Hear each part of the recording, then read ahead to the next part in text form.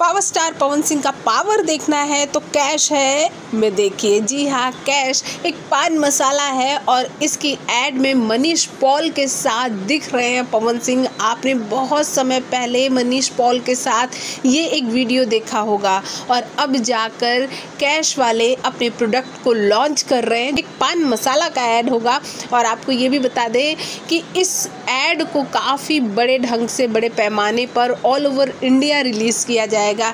ये सिर्फ उत्तर प्रदेश, झारखंड और बिहार के क्षेत्रों में नहीं दिखाया जाएगा। इसके पहले आपने देखा होगा कि चार्ज का ऐड पवन सिंह ने किया था। चार्ज जो कि ऑल ओवर इंडिया में आमिर खान करते हैं, लेकिन यूपी, बिहार, झारखंड में इसका चेहरा पवन सिंह है। और अब कैश का चेहरा ऑल ओवर इंडिया में पवन सिंह और मनीष पॉल होंगे। अब भाई पवन सिंह के फैंस के लिए ये तो बहुत बड़ी खुशखबरी है। इस पर आपकी क्या प्रतिक्रिया है? कमेंट बॉक्स में कमेंट ज़रूर करें।